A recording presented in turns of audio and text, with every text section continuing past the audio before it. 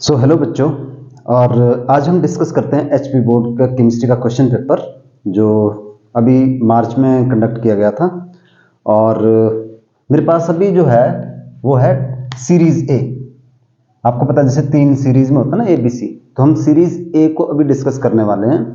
और मैंने इसका यूट्यूब शॉर्ट भी डाला था जिसमें क्वेश्चन पेपर को अपलोड किया गया है और एमसीक्यूज को मैंने वहीं पे उसमें मार्क कर दिए थे उनके रेड कलर से। तो यहाँ पे मैंने फिर से ऑप्शन लिख दिए कि जैसे क्वेश्चन नंबर 1 का ए है, फिर अगले का बी, फिर बी, फिर डी, फिर बी सी ए बी, ठीक है, सी ए डी ए। तो ये जो 12 क्वेश्चन है हमारे पास ये एमसीक्यू क्वेश्चन थे। अब जो क्वेश्चन नंबर 13 है वहां पे चलते हैं। वो क्या है कि write 4 difference between Schottky and Frenkel defect. तो शॉर्टकी और फ्रैंकल डिफेक्ट में क्या है, 4 डिफरेंस लिखने हैं हमारे को। फर्स्ट डिफरेंस क्या हो गया कि in Schottky defect equal number of cation and anion leave their latest site and that cause vacancies। और यहाँ पे क्या लिखेंगे हम कि in Frenkel defect cation leave its site and occupy interstitial site। दूसरी कंडीशन या दूसरा जो डिफरेंस है कि it is found in those ionic solid which has large coordination number 6 or 8 and it is found in those ionic compound in which coordination number is low like 4। Third point लिखते हैं कि size of cation and anion should be nearly same. और यहां पे लिखेंगे there is large difference between size of cation and anion. और fourth point लिख लेते हैं हम यहां पे कि इट डिक्रीजेज या it result decrease in density. और यहां पे लिखेंगे डेंसिटी रिमेन्स अनचेंज्ड। एग्जांपल लिख सकते हैं यहां NaCl KCl लिख दिया, यहां पे हमने AgCl और ZnS दो एग्जांपल लिख दिए। तो ये डिफरेंस हो गया। नेक्स्ट क्वेश्चन हमारे पास जो है वो क्या है, जो है जी क्वेश्चन नंबर 14 क्वेश्चन है। तो ये क्या बोल रहा है कि रिप्रेजेंट करना हमने सेल। हमारे पास एक अगर आप क्वेश्चन देखोगे तो उसमें रिएक्शन दिया हुआ है और उसमें हमारे को क्या करना है कि रिप्रेजेंट करना है उसको। ये एनसीईआरटी का सॉल्व्ड एग्जांपल है ये वाला। तो रिप्रेजेंटेशन क्या होगी, इस तरफ ये एनोड हो गया, यहाँ पे ये कैथोड हो गया। ये तो मार्क करने के लिए नहीं बोला हुआ है। तो हमने क्या किया, ऑक्सीडेशन हाफ रिएक्शन लिखा, यहाँ पे रिडक्शन हाफ रिएक्शन लिखा, ठीक है। उससे एन हमारे को पता चल गया कि एन कितने हैं। वैसे यहाँ से डायरेक्ट भी पता लग रहा है, नहीं तो ये बेस्ट तरीका होता है। तो 2 आ गया और ई नॉट सेल हमारे पास ऑलरेडी गिवन है ना। अब जो मैग्नीशियम की कंसेंट्रेशन 0.130 मोलर है, तो इसको मैंने अपनी कन्वीनियंस के लिए 1.3 × 10⁻⁻1 लिख दिया। एट द सेम टाइम जो सिल्वर आयन की कंसेंट्रेशन है 0.0001, तो दैट बिकम्स 10⁻⁻⁴ मोलर। अब हम इस रिएक्शन के लिए या जो हमारे पास ओवरऑल रिएक्शन दिया उसके लिए नर्स्ट इक्वेशन अप्लाई करेंगे। तो ई जो सेल आएगा ई नॉट सेल 0.059 n, और यहाँ पे प्रोडक्ट ऊपर लिखते हैं, रिएक्टेंट नीचे लिखते हैं, और जो उनके स्टोइकोमेट्रिक कोएफिशिएंट होते हैं पावर में चले जाते हैं। आपको पता ही है जो सॉलिड स्पीशीज होती है उनको हम कंसीडर नहीं करते हैं।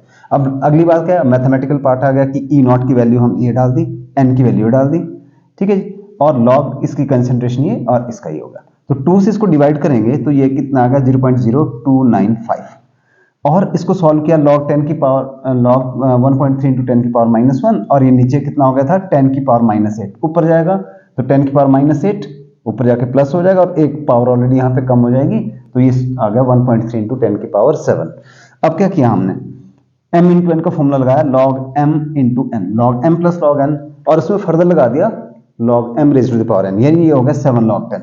इसकी वैल्यू देखी हमने 0.1139 और 7 × log 10 7 हो गया, तो ये आ गया 7.1139। इनको मल्टीप्लाई करके ये आया और फाइनली मैथमेटिकली हमने इसको सॉल्व किया तो आंसर आ गया 2.96। तो ये हो गया जी हमारे पास, और क्वेश्चन नंबर 14 हो गया जी। अब चलते हैं क्वेश्चन नंबर 15 पे। तो क्वेश्चन नंबर 15 क्या बोल रहा है इसमें हमारे पास, और वो है जी एक्सप्लेन द फॉलोइंग टर्म्स। पहला है टिंडल इफेक्ट।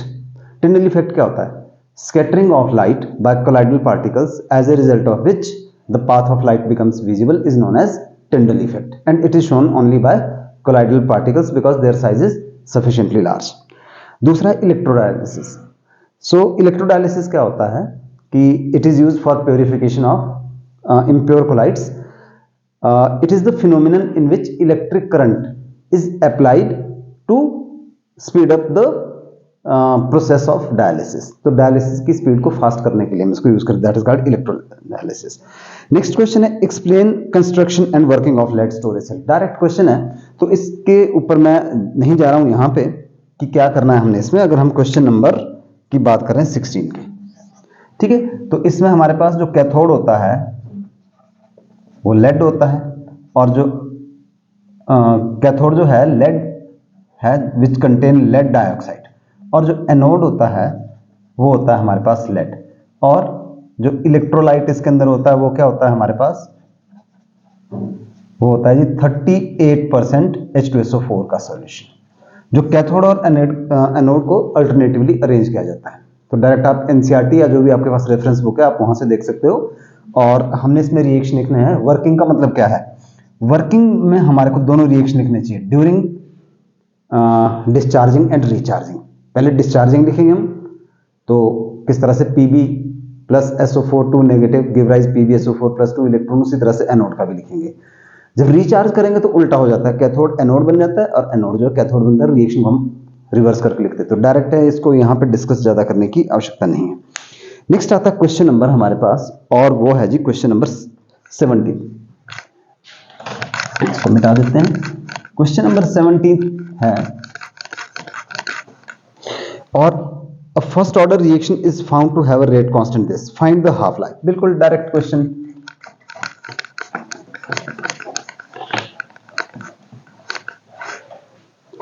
क्वेश्चन नंबर 17 हमारे पास क्या दिया हुआ है कि we have been given rate constant k दिया हुआ है 5.5 into 10 raise to the power -14 second inverse, ठीक है। और हमारे को बोला है कि हाफ लाइफ पीरियड निकालना है फर्स्ट ऑर्डर के लिए,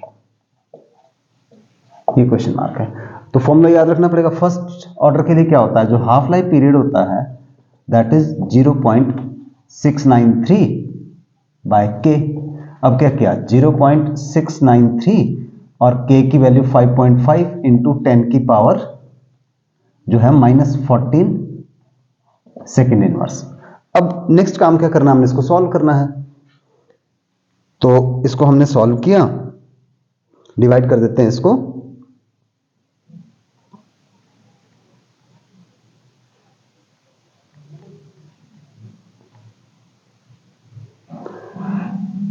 .693 डिवाइडेड बाय 5.5, तो ये सॉल्व करके आया 0.126 इंटू 10 की पावर 14। डेसिमल को इधर शिफ्ट करेंगे हम, पावर क्या हो जाती है हमारे पास, जब भी हम इस तरफ हो जाते हैं पावर हमारी ये आ जाएगा 1.26 into 10 raise to the power 15 second. जब भी हम इस तरफ हो जाते हैं पावर हमारी जो है वो क्या हो जाती है, सॉरी कम हो जाएगी, इट इज 13 कम हो जाती है जब भी डेसिमल जो है वो राइट की तरफ को शिफ्ट करते हैं, तो पावर हो गई कम। तो 17th क्वेश्चन हो गया जी। अब चलते हैं क्वेश्चन नंबर 18 की तरफ। तो क्वेश्चन नंबर 18 क्या दिया हुआ है जी हमारे पास, क्वेश्चन नंबर 18 दिया हुआ है what is Ellingham diagram, what are its application in metallurgy. तो एलिंगम डायग्राम हमारे पास जो है वो मेटलर्जी वाले चैप्टर से क्वेश्चन आ गया। तो it is the plot of delta G naught versus temperature. It is a plot of standard Gibbs free energy versus temperature for the formation of oxide. ये याद रखना, डेफिनेशन क्या होगी, it is the graph plotted between standard Gibbs free energy formation of oxide versus temperature, ठीक है। और इसका ये बोला कि what are its application in metallurgy. इसकी एप्लीकेशन ये है कि it helps to select reducing agent, it helps to select reducing agent for reduction of metal oxide to metal. कि हमने यहां पे कौन सी रिड्यूसिंग एजेंट यूज करना है, कार्बन यूज करना है या कार्बन मोनोऑक्साइड यूज करना है, ठीक है। तो it helps for selecting the reducing agent for the reduction of metal oxide to metal and further the temperature। दूसरी चीज क्या है इसकी, the temperature at which such process is feasible, कि किस टेम्परेचर पे वो प्रोसेस फिजिबल होगा। नेक्स्ट क्वेश्चन आता है question number 19। On the basis of valence bond theory why CrNH3 is a paramagnetic और दूसरा जो है डायमैग्नेटिक है। तो हमारे को क्या करना पड़ेगा, हमारे को वैलेंस बॉन्ड थ्योरी के हिसाब से करना है। एक पूछा है हमारे से CrNH3 होल 6 पॉजिटिव, तो ये डायमैग्नेटिक है और एक पैरामैग्नेटिक है। तो हमने क्या किया, क्रोमियम की कॉन्फ़िगरेशन लिखी। क्रोमियम कितना होता है 24, कॉन्फ़िगरेशन होती है 3d5 4s1, ये 3d5 ये 4s1 और साथ में 4p लिख दिया हमने। सो 3d4s 4p, 1 2 3 4 5 ये हो गया। इसका ऑक्सीडेशन स्टेट निकाला हमने, क्या आ गया, इसका ऑक्सीडेशन स्टेट 3 आ गया। तो 3 इलेक्ट्रॉन हमारे को क्या करना पड़ेंगे, रिमूव करने पड़ेंगे, एक यहां से और 2 यहां से चले जाएंगे। 1 2 3 ये हो गया जी। अब क्योंकि यहां पे इसका जो कोऑर्डिनेशन नंबर 6 है, तो d से 2 ऑर्बिटल आएंगे और यहां से, तो इनकी हो जाएगी हाइब्रिडाइजेशन। ठीक है जी। तो जब हम यहां पे बात करेंगे हाइब्रिडाइजेशन की, तो ये 3 अलग हो गए हमारे पास और इसमें NH3 अपने इलेक्ट्रॉन दे देगा। सब में NH3 NH3 NH3 NH3 ऐसा लिखते ना आपने। ये क्या है D2sp3। तो यहां पे जो अनपेड इलेक्ट्रॉन कितने आ गए 3 अनपेड इलेक्ट्रॉन आ गए, तो ये क्या हो जाएगा पैरामैग्नेटिक हो गया। ठीक है, तो पहला पार्ट हो गया कि why it is paramagnetic, because it contain 3 unpaired electron and hybridization D2sp3 आ गई। अब दूसरा जो हमारे पास दिया हुआ है, वो दिया हुआ है NiCN whole 4 negative, why it is diamagnetic. तो इसके लिए हमने क्या करना, सबसे पहले हमने लिखनी निकल की कॉन्फ़िगरेशन, जैसे ऊपर भी लिख दिया हमने। निकल का एटॉमिक नंबर कितना होता है 28, तो निकल की जो कॉन्फ़िगरेशन होती है वो 28 होती है। निकल का एटॉमिक नंबर 28, तो 20 5 25 26 27 28। सेकंड काम क्या करना, हमने ऑक्सीडेशन स्टेट निकालना है यहां पे। अब जब हम यहां पे ऑक्सीडेशन स्टेट निकालेंगे तो ये आ जाता है हमारे पास Ni2। तो Ni2 का मतलब क्या हुआ, Ni2 का मतलब हो गया 2 इलेक्ट्रॉन ये रिमूव हो गए।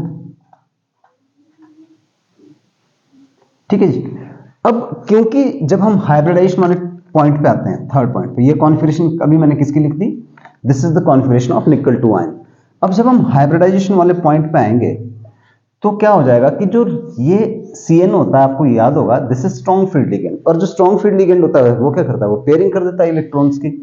तो ये ऐसे हो गया, ये था, और इसको यहां पे इसने पेयर कर दिया। तो CN नेगेटिव जो है कॉजेज पेयरिंग, और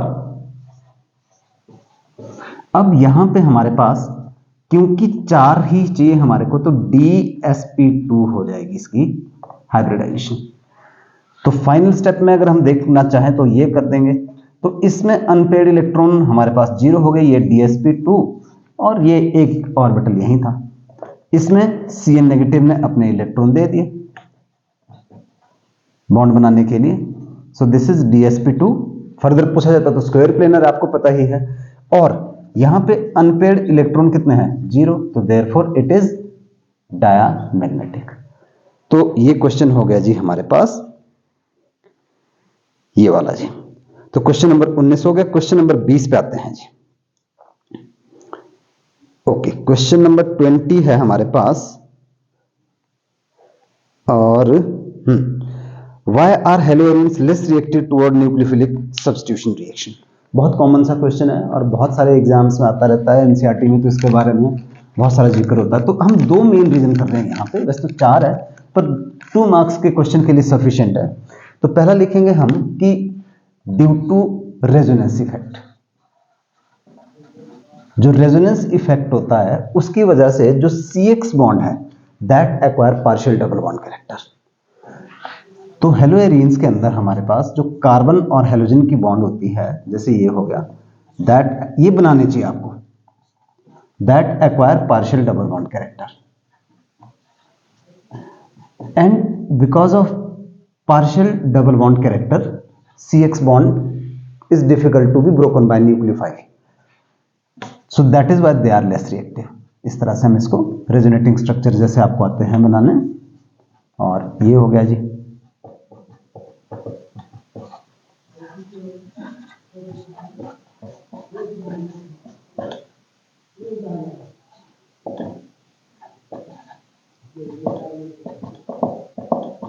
तो एक ही हो गया। दूसरा है हाइब्रिडाइजेशन। सेकेंड रीजन क्या लिखेंगे हम इसके लिए? Hybridization. Now in haloarene, मैं इसको अगर एक्सपेंड करके लिख दूं ऐसे, CX bond has sp2 hybridization, whereas in haloalkane CX bond has sp3 hybridization. Now sp2 hybridization होने की वजह से यहाँ पे 33% s कैरेक्टर है, जबकि यहाँ पे क्या है 25% s कैरेक्टर है। More is the s character, more is the electronegativity of carbon. That means कि ये जो इलेक्ट्रॉन पेयर है वो कार्बन ने अपनी ओर ज्यादा स्ट्रांगली अट्रैक्ट किए हुए, उस वजह से ये बॉन्ड लेंथ क्या होगी? शॉर्टर होगी, और shorter bond length stronger bond. तो दैट मीन्स कि it is difficult to be broken by nucleophile as compare to this bond. तो ये हो गया हमारा ये वाला क्वेश्चन कि why haloarenes are less reactive toward nucleophilic substitution reaction. Now what are synthetic detergent? Describe their different types. तो हमारे को सिंथेटिक डिटर्जेंट क्या होते हैं कि these are those cleansing agents which has all the properties of soaps but they do not contain any soaps. They are long chain benzene sulphonic acid. ठीक है, तो लॉन्ग चेन सल्फोनिक एसिड्स होते हैं, तीन तरह के होते हैं।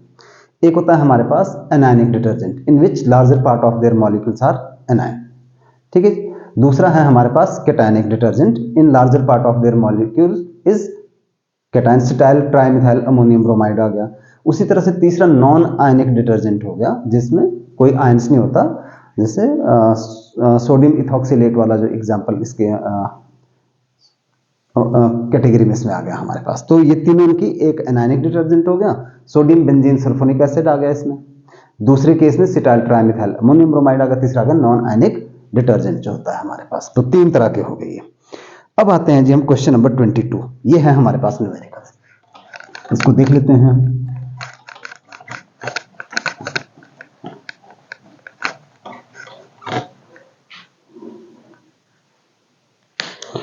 तो 22 दो पार्ट में दिया हुआ है हमारे पास। 22 का ए पार्ट, ए पार्ट क्या बोल रहा है कि boiling point of water at 750 mm is this, यानी हमारे पास दिया हुआ है बॉइलिंग पॉइंट ऑफ वाटर, यानी टीबी नॉट जो दिया हुआ है which is 99.63 degree Celsius.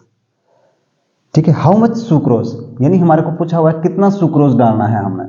Sucrose का जो फॉर्मूला C12H22O11, ये क्वेश्चन में दे रखा है 342 ग्राम, यानी MB, जो इसका मॉलिक्यूलर वेट है दैट इज 342 ग्राम पर मोल, should be added to 500 gram of water. WA कितना है? 500 ग्राम,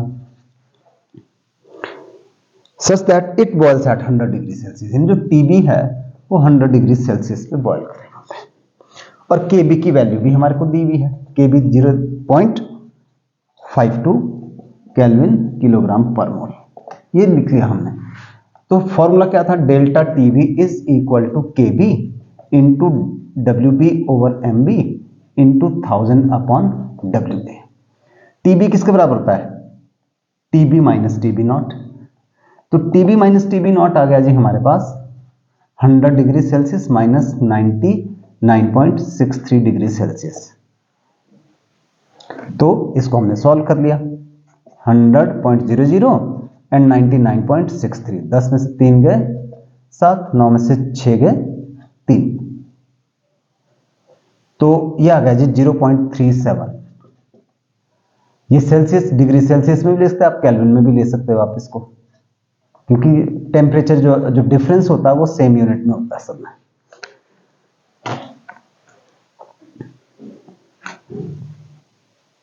तो ऊपर हमने इसमें ये वैल्यू पुट की 0.37, केबी की वैल्यू 0.512 इंटू WB तो हमारे को निकालना है, MB है 342 इंटू 1000 अपॉन कितना आ गया जी, WA है हमारे पास दिया हुआ है 500, तो ये 2 आ गया, 2 को फर्दर किया 171। अब हम इसको क्रॉस मल्टीप्लाई करेंगे, WB is equal to 0.37 into 171 upon 0.512, और जब इसको हम सॉल्व करेंगे it comes to be 121.67 gram. तो इतना ग्राम हमारे को ये डालना चाहिए। नाउ इसके जो बी ऑप्शन है, B option is B, what is van't of factor? What is van't of factor? Solution का question again, it is the ratio between observed value of colligative property upon normal value of colligative property, या हम लिख देते हैं calculated molecular mass upon observed molecular mass, because molecular mass is inversely proportional to colligative property. अब इसका जो option में दिया हुआ है हमारे पास और वाला 22 का और वाला दिया हुआ है, उनको भी देख लेते हैं हम कि कैसे क्या होना था उसमें। तो पहला बोला है कि what is froth flotation process, explain. So froth flotation process is that process which is used for concentration of sulfide ore, ठीक है, and it is based on the differential properties या different it is based on the wetting properties या difference in the wetting, exact word क्या हो जाएगा कि it is based on the wetting properties of ore and impurities by oil and water। तो क्या करते हैं हम इसको डिस्क्राइब करने के लिए, हम एक बड़ा सा we take large tank which is divided into 2 part. इस पार्ट में हम क्या करेंगे कि वाटर लेंगे और उसमें हम ओर डालेंगे, कौन सी? सल्फाइड ओर, और साथ में उसके अंदर पाइन ओर डालेंगे जनरली। फिर क्या करेंगे, यहां से एयर ब्लो की जाती है और वो क्या करेगी, वो सिलेक्टिवली जो ऑयल है that will be pine oil will be preferentially dissolve या will wet ore, whereas जो impurities they are wetted by water।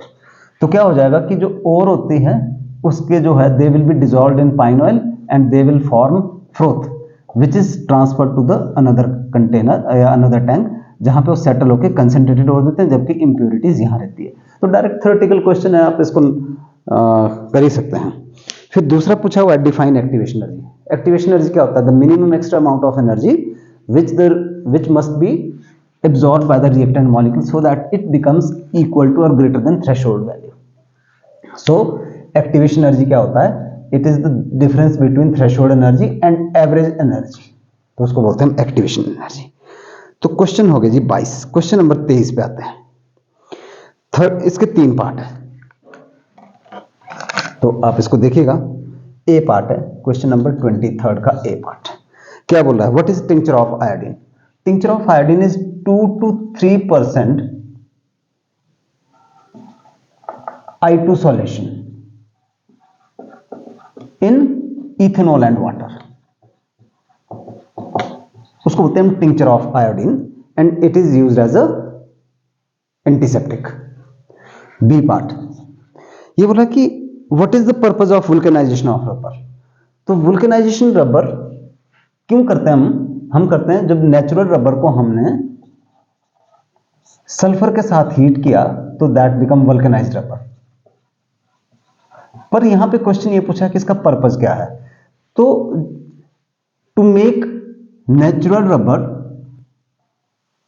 Hard and non sticky, तो आंसर हो जाएगा to make natural rubber hard and non sticky by introducing cross linking, by introducing cross linking is the purpose of vulcanization। तो उसको hard non sticky बनाता है क्योंकि जो उनकी जो चेन होती है हमारे पास उसमें वो सल्फर की क्रॉस लिंकिंग आ जाती है इस तरह से, ऐसे जो नेचुरल रबर की जो चेन है उनके बीच में। इतना करने की जरूरत नहीं क्योंकि 1 मार्क का क्वेश्चन है, तो सिंपल लिखिएगा to make it hard and non sticky by introducing cross linking. C part इसका। अब सी पार्ट पे आते हैं कि write the IUPAC name of monomer of polyacrylonitrile, PAN जिसको हम बोलते हैं। तो पॉलीएक्राइलोनाइट्राइल जो होता है उसका मोनोमर क्या है? CH2 double bond CHCN, acrylonitrile. ये तो कॉमन नेम हो गया। आईयूपीएसी नेम क्या होगा? 1 2 3 prop 2 in 1 nitrile, prop 2 in 1 nitrile, ये इसका हो गया और हमारे पास IUPAC name. Now question number 24 जो है, 24 के 2 पार्ट है। 24 के 2 पार्ट है। ए पार्ट पे आते हैं। 24 पार्ट ए क्या बोल रहा है इसमें कि right important structural and functional difference between DNA and RNA. तो डायरेक्ट क्वेश्चन है, तो हमने क्या लिखना है कि जो डीएनए के अंदर हमारे पास अगर हम स्ट्रक्चर की बात करें तो इसमें लिखेंगे हम कि it contain deoxy ribonucleic acid, दूसरी तरफ it contain ribose nucleic acid. इसका जो साइज होता है डीएनए का इट इज मच बिगर और इसका जो है वो स्मॉलर होता है साइज। तीसरा अगर हम डिफरेंस लिखेंगे इसमें और वो लिखेंगे कि it contain adenine and guanine, ठीक है, और यहां पे लिखेंगे it contain adenine guanine and cytosine and thymine, और इसमें लिखेंगे एडेनिन एंड ग्वानिन और साइटोसिन एंड यूरासिल होता है इसके अंदर। तो जो डीएनए का फंक्शन क्या होता है, डीएनए जो है वो रेप्लिकेट होता है जबकि आरएनए डज नॉट रेप्लिकेट।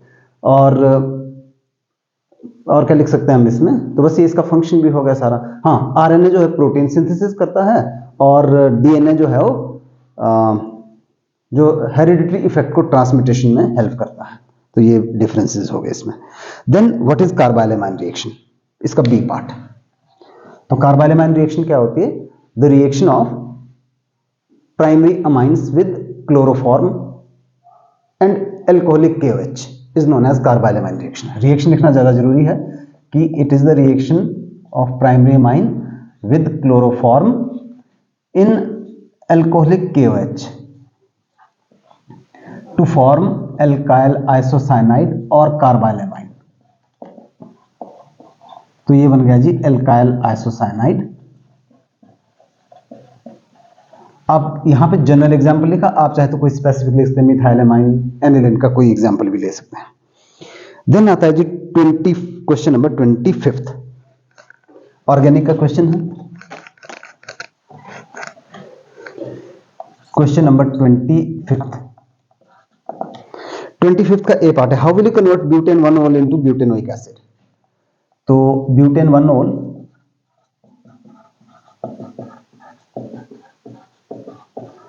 अगर हम इसकी ऑक्सीडेशन करते हैं KMnO4 इसके साथ एल्कलाइन मीडियम में या पोटेशियम डाइक्रोमेट एसिडिक मीडियम में, तो थोड़ी देर के लिए हमारे पास एल्डिहाइड बन जाता है, ब्यूटेनल बनेगा, but it will be further oxidize into butanoic acid. ये हो गया जी। फिर आता है इसका बी पार्ट कि why boiling point of ketones is less than alcohols of similar molecular mass. तो हम बोलेंगे कि because alcohol contain stronger intermolecular hydrogen bonding whereas ketones contain only dipole dipole interaction. Direct question होगा what is Reimer Tiemann reaction. तो Reimer Tiemann reaction जो है हमारे पास ये ए पार्ट था, बी पार्ट मैंने आपको बता दिया, सी पार्ट तो वर्डिंग में लिखना है। अगर हमने इसमें 1 मार्क का तो आप डायरेक्ट रिएक्शन लिख सकते हो, वर्ड में लिखना चाहते हो तो reaction between phenol chloroform and base NaOH to form salicylaldehyde. तो हमने रिएक्शन लिखी कि it is the reaction of phenol with chloroform and NaOH, या when phenol is heated with chloroform and NaOH at 343 Kelvin, then it forms salicylic.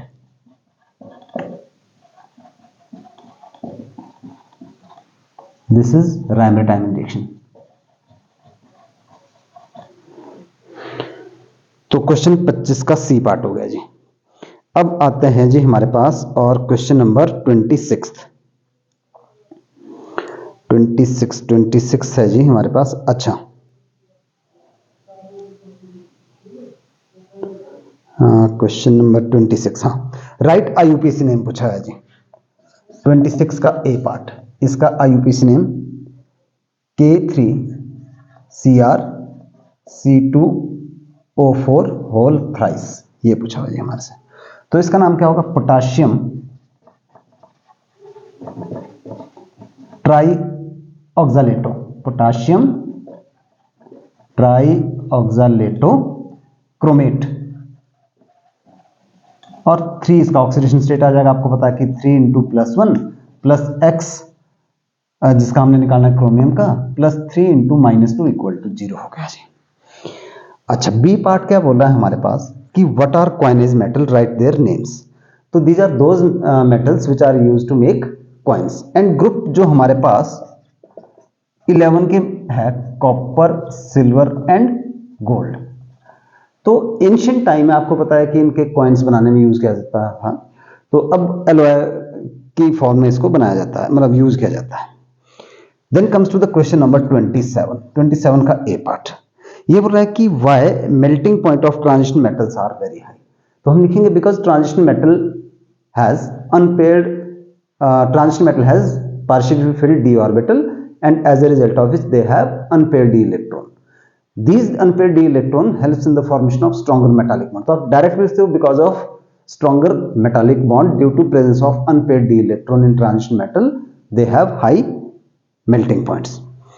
Then second है कि why is helium is used in diving apparatus. तो ये हमारे पास group 18 में भी आता है और सॉल्यूशन वाले चैप्टर से भी होता है। तो हम बोलेंगे because of its low solubility in blood. तो हेनरी लॉ की एप्लीकेशन भी है। देन सी पार्ट है कि why are interhalogen compounds more reactive than parent halogen. तो रीजन ये है कि जब दो डिफरेंट हैलोजन आपस में कंबाइन करते हैं तो जो बॉन्ड है दैट बिकम्स पोलर। जैसे ये ClF की बॉन्ड जो है ये पोलर बॉन्ड हो जाती है। So due to polarity these compounds are more reactive as compared to parent halogen। जैसे क्लोरीन या फ्लोरीन की बात करें तो ये तो नॉन पोलर बॉन्ड्स है हमारे पास, और ये जो है हमारे पास पोलर बॉन्ड बन जाती है। तो interhalogen compound contain polar covalent bond due to difference in their electronegativity, so they are more reactive. Then what is aqua regia. Aqua regia D part इसका। तो एक्वारिजिया बोल रहा है कि it is 3 part of concentrated HCl and 1 part of concentrated HNO3। दोनों ही concentrated होने चाहिए, दैट इज कॉल्ड एक्वारिजिया। अगला क्वेश्चन है what happens when SO3 is pass through water. जब SO3 जो है वो वाटर में पास की जाती है तो हमारे पास सल्फ्यूरिक एसिड बनता है। हालांकि इसका फ्यूम की फॉर्म में बनता है बट वो अलग बात है। यहां तो रिएक्शन लिखने को बोला हुआ है कि SO3 को जब हम H2O में पास करते तो इट बिकम्स H2SO4। तो ये गया 27 के जो है वो 5 पार्ट थे इसके। अब यही जो है हमारे पास एक और भी दिया हुआ है, ऑप्शन में भी दिया हुआ है, तो हम उनको भी डिस्कस कर सकते हैं इसी का ही। हाँ, तो इसका जो ए पार्ट है that is explain detail Ostwald process. तो ऑस्टवाल्ड प्रोसेस आपको जो सल्फ्यूरिक एसिड को जो नाइट्रिक एसिड बनाने यूज किया जाता है तो उसमें 3 स्टेप होते हैं। पहले स्टेप में हम नाइट्रोजन की ऑक्सीडेशन करते हैं प्लेटिनम रोडियम गॉज की प्रेजेंस में, उससे वो NO में कन्वर्ट हो जाता है। दूसरा पार्ट जो है NO की फर्दर ऑक्सीडेशन की जाती है और वो बन जाता है NO2 में, और जो NO2 है उसमें हम वाटर डालते हैं और वो नाइट्रिक एसिड बनता है। तो रिएक्शन लिखना आपने डायरेक्ट। देन इसका B part draw the structure of H3PO2। इसको कर लेते हैं हम यहाँ पे H3PO2।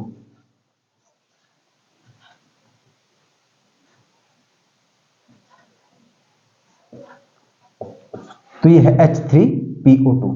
तो इट इज मोनोबेसिक या मोनोप्रोटिक, ये तो नहीं पूछा। अच्छा, why oxygen exist as O2 whereas sulphur exist as acid. तो because oxygen has small size and in order to complete its octet it can form p pi bond and it exist as a diatomic या it exist as a discrete O2 molecules which are joined by van der Waals force, so it is gas at room temperature. So due to small size it can form p pi bond and it exists as a O2 which is gas.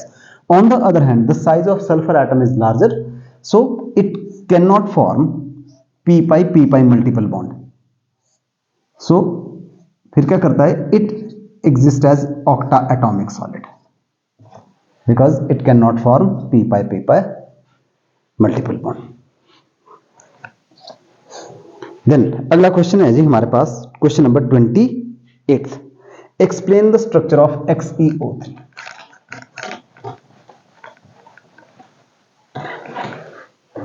तो XeO3 जो है इसमें xenon की hybridisation sp3 है हमारे पास hybridisation, but it has pyramidal structure.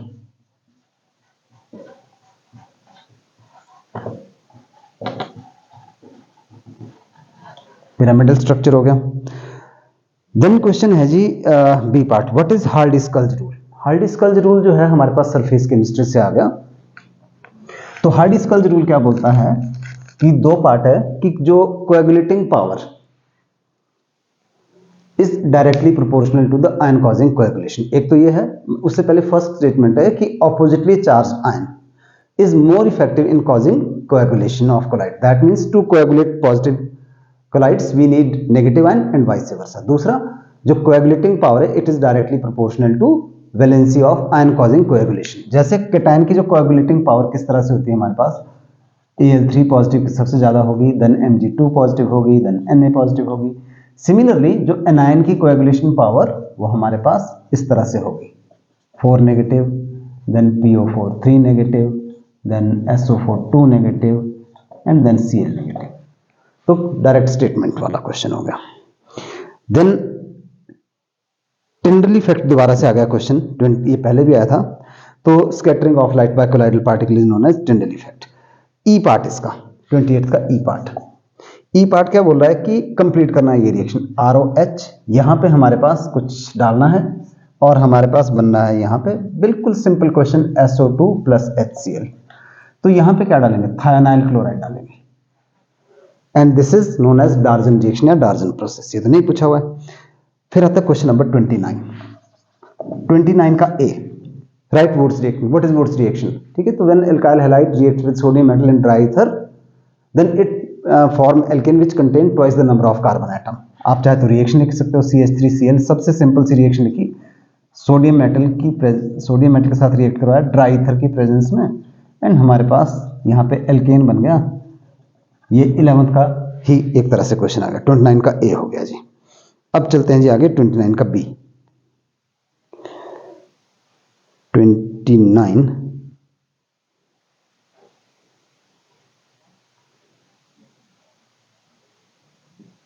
का B, तो इसका बी पार्ट है कि state Faraday's first law of electrolysis.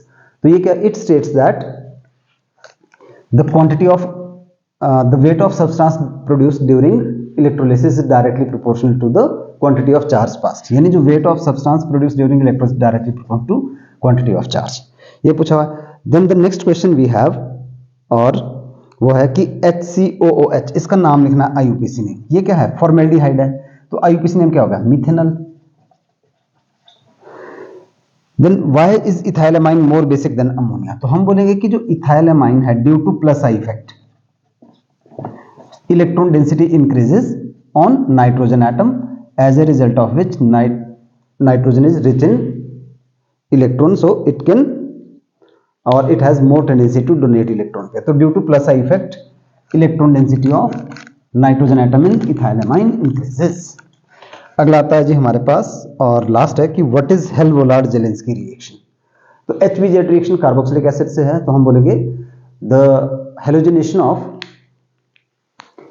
Carboxylic acid at alpha position, या this reaction is shown by those carboxylic acid which contain alpha hydrogen atom. हमने ये लिया जी CH3COOH, तो अल्फा पोजीशन पे यहाँ पे Br2 और हम चाहे तो Cl2 in the presence of red phosphorus and H2O की प्रेजेंस में, तो अल्फा पोजीशन पर हमारे पास यहाँ पे Cl आ गया और HCl, Cl या Br जो भी हमने लिया। तो यहाँ तक भी लिख सकते हैं हम, इसको आगे भी कर सकते हैं, मतलब एक बार और हाइड्रोजन, जैसे यहाँ पे इसको फर्दर हम ऐसा भी लिख सकते हैं CHCl, मतलब दोबारा से Cl2 और रेड फॉस्फोरस की प्रेजेंस में, और यहाँ पे डाइक्लोरोएस्टिक एसिड जो कि फर्दर आगे रिएक्शन होकर ट्राइक्लोरोएस्टिक एसिड भी बना सकते हैं, नहीं तो एक स्टेप में भी लिखा जा सकता है। तो ये हो गया जी हमारे पास इस जो क्वेश्चन पेपर है उसका सॉल्यूशन हो गया।